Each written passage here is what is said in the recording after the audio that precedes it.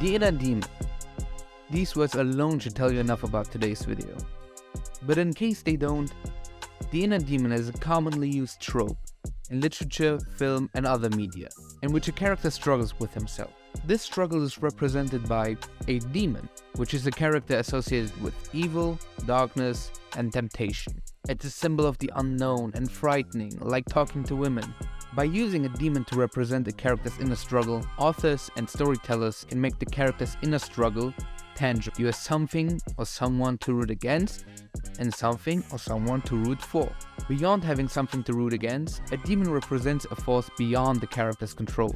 It's a being that can possess or control the character and has to be overcome in order for the character to develop, which in turn makes the character more relatable to the general audience, since most people seem to struggle with themselves. It's not a trope exclusive to anime and manga. Just take a look at the character of Mr. Hyde and Robert Louis Stevenson's The Strange Case of Dr. Jekyll and Mr. Hyde. Mr. Hyde is the physical manifestation of the dark urges and desires of Dr. Jekyll. Jekyll, a respected physician, creates a potion that transforms him into Mr. Hyde and allows him to pursue his forbidden desires without consequence. As the story progresses, however, Jekyll loses control of his transformation, and Mr. Hyde becomes increasingly dominant. Circling back to anime, most often, the inner demon is an ancient entity sealed in our protagonists that can take control of the character, making them go bananas and be responsible for some of shonen's most iconic fights. For example, Naruto and the Nine-Tails. He is shunned by the entire village for being the Kyuubi's vessel, even though he had no say in it, and in turn struggles with the loneliness that comes with being a vessel.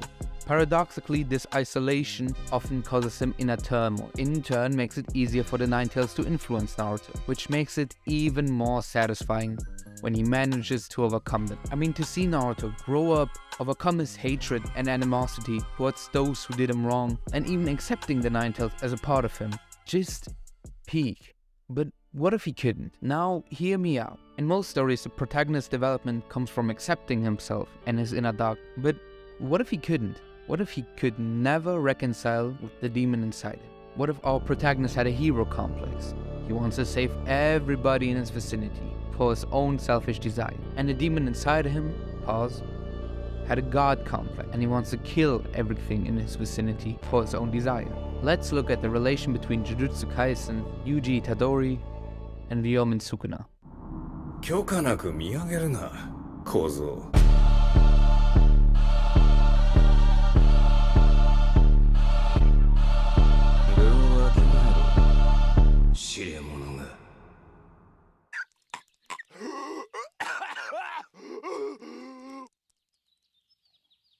What kind of place is this?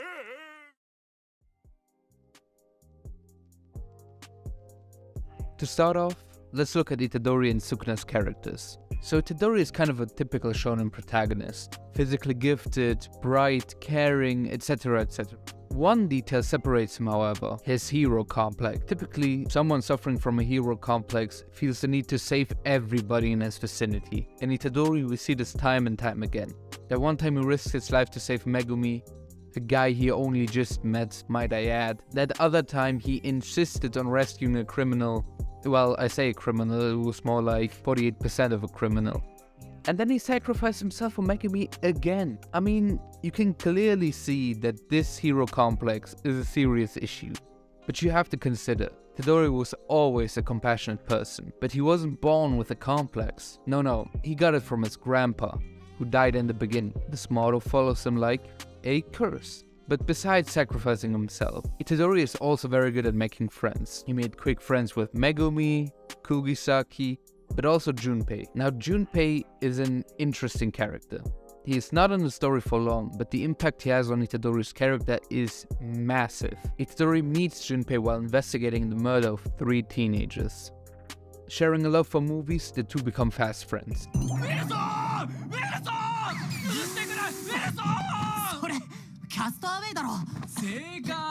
As the story progresses, however, Itadori is forced to stop a rampaging Junpei, who is being manipulated by one of shonen's greatest and most evil villains, Mahito.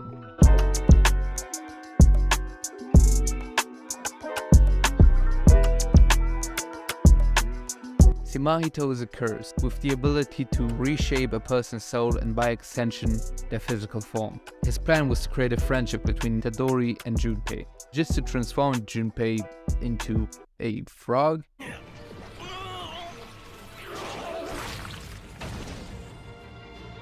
Junpei. I guess, but in doing so, making Itadori beg for Sukuna's help, which he does, of course. He begs Sukuna to heal Junpei, and in exchange, he hands over control of his body.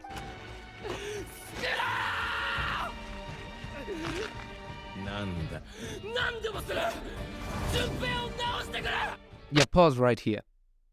Remember this moment. It'll be important later on. Before we talk about Sukuna's answer, we have to understand what Sukuna is. While Itadori has a hero complex, Sukuna sees himself as above everything and everyone. He was a sorcerer that lived 1000 years ago, and, in a way, immortalized himself by turning his body parts into indestructible, cursed objects after he died. There's a quote attributed to two characters in the story that's pretty important. Throughout heaven and earth, I alone am the honored one.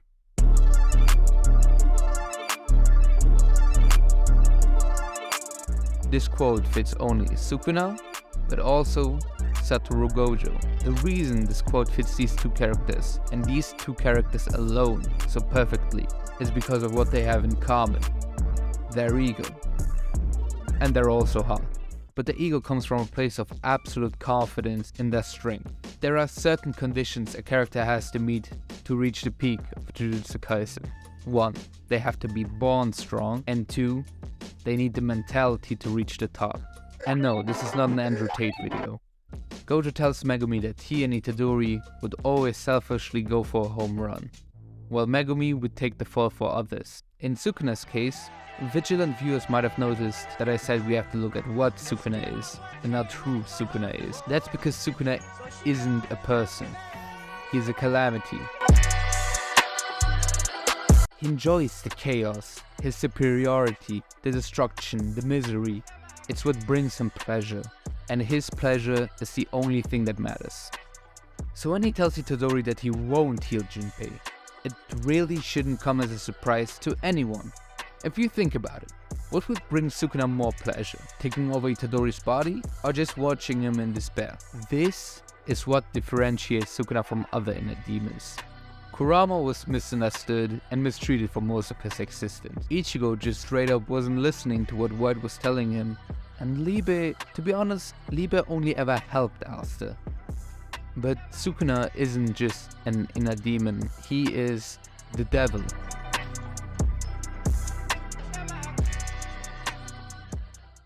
If you managed to stick around for this long, congrats! Right, I love big wieners in the comments, so I can give you a smooch in the next video. Which is probably gonna cover the JJK manga, so anime only watchers, be warned. It'll probably come out in about... never.